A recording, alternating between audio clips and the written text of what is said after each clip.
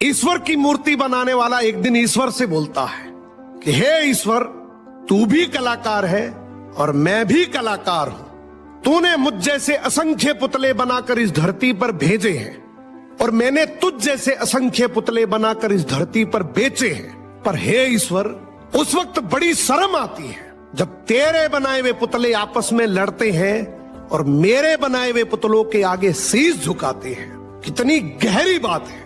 और हमसे भी अक्सर एक गलती हो जाती है कि हम मंदिर हमारी बनाई हुई मूर्तियों के दर्शन करने तो चले जाते हैं, लेकिन अक्सर अपने घर परिवार में उन मूर्तियों के दर्शन करने भूल जाते हैं जिन्होंने हमें बनाया है। सो शिक्षा से पहले संस्कार, व्यापार से पहले व्यवहार, और यदि भगवान से पहले अपने माता पिता को रख दिया तो यकीन मानिए जिंदगी की हर कठिनाई का हल आपको मिल जाएगा। सुनो जी। हाँ, ये लव मैरिज और अरेंज मैरिज में अंतर क्या होता है? अरे अरेंज मैरिज वाली बीवियों की रोटियां ज्यादा फूलती हैं और लव मैरिज वाली बीवियों के मुंह ज्यादा फूलते हैं।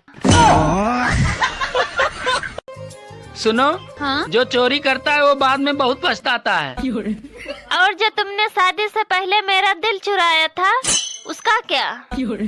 अरे वही तो कह रहा हूँ कि जो चोरी करता है वो बाद में बहुत पछताता है। बात कुछ समझ न आए। आजकल ठंड में छत पर आप धूप भी सेक सकते हो और आँख भी। ज्यादा ठंड लगने पर अपनी पत्नी से बात कर लिया करो, क्योंकि पत्नियां ऐसी बात करती हैं कि तन बदन में आग लग जाती है।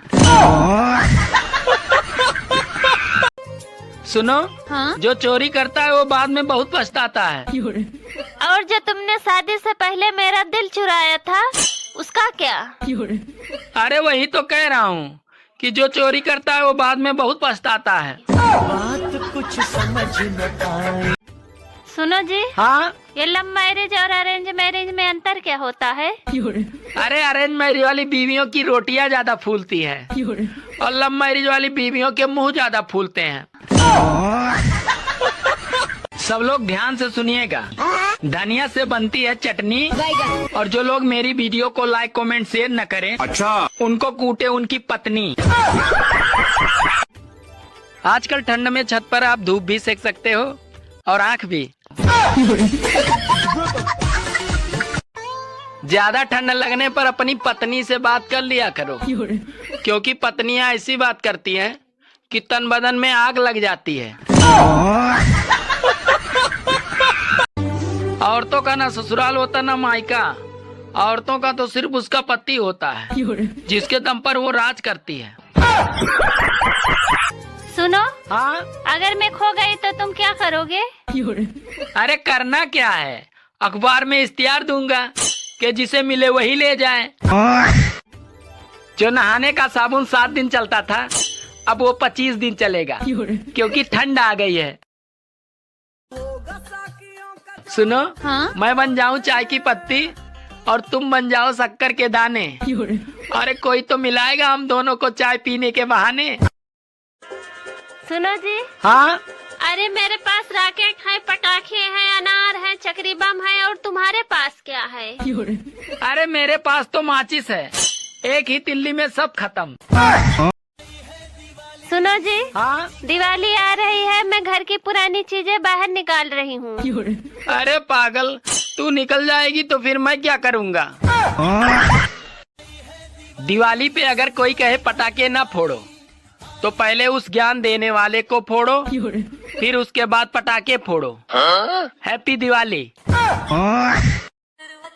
ये तो भारतीय पतियों की किस्मत अच्छी है कि अच्छे हो या बुरे हो, बस पूजे जाते हैं, वरना विदेशों में तो सीधे बदल दिए जाते हैं। ये चांद भी कमाल का है।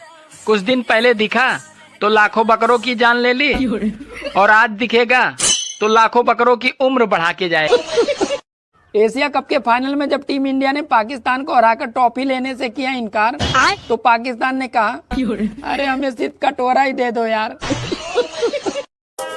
जलते हुए रावण ने भीड़ से पूछा, सालो तुम्हारी बीबी नहीं उठाई थी जो हर साल जलाने आ जाते हो? तो भीड़ में से एक आदमी बोला, अरे हमारी नहीं उठाई थी इसीलिए तो जलाते हैं। गाइस मुझे तो हैप्पी दशहरा की इतनी बधाइयाँ मिल रही हैं कि जैसे रावण को मैंने ही मारा हो। अरे औरतें भी बड़ी चालाक होती हैं। खुद तो गोरा करने वाली क्रीम से गोरी हो जाती हैं और जब बच्चे काले होते हैं तो कहती हैं अपने बाप पे गया है। सभी महिलाओं से अनुरोध है, कृपया नवरात्र में माँ का बस श्रृंगार ही न देखें। अरे उनके हाथ भी देखें। उनके 8 हाथ हैं और एक भी हाथ में उनके मोबाइल नहीं है। सुनो जी, हाँ आज हमारी शादी को 5 साल पूरे हो गए। हाँ, तो दोबारा चुनाव होगा या फिर यही सरकार चलेगी। तो फाइनली गाइज मेरी मेहनत और आप लोग के प्यार और सपोर्ट से मैं एक नया घर लेने जा रहा हूं। तो आप लोग कमेंट में जरूर बताना कि मैं लोकेशन देख कर लूं या पड़ोसन देख कर। अब मुझे क्या देख रहे हो, जल्दी जल्दी कमेंट में बताओ। दोस्तों आज एक साहब बता रहे थे कि वो पिछले 35 सालों से गीता के उपदेश को नियमित रूप से सुनते आ रहे हैं और उसी के मुताबिक वो अपना जीवन जीते हैं। ये सुनकर मेरा मन उनके प्रति सम्मान से भर गया। फिर बगल में बैठा एक आदमी मेरे कान में आकर धीरे से बोला, भैया गीता उनकी पत्नी का नाम है। बारिश को देखकर लग रहा है कि इस साल रावण जलकर नहीं, अरे डूब के ही मरेगा। दोस्तों 2 औरतें समोसे खा रही थी, तो एक औरत समोसे के अंदर का सिर्फ मसाला ही खा रही थी। तो इतने में दूसरी औरत बोली, आप तो समोसे के अंदर का सिर्फ मसाला ही क्यों खा रही हैं? तो इतने में औरत बोली, अरे मैं बीमार हूँ, डॉक्टर ने मुझे बाहर की चीजों को खाने से मना किया है। भगवान गणेश जी के 2 बीबियाँ थी, एक थी रिद्धि और एक थी सिद्धि। और हम इंसानों के सिर्फ एक ही होती है, वो भी जिद्दी।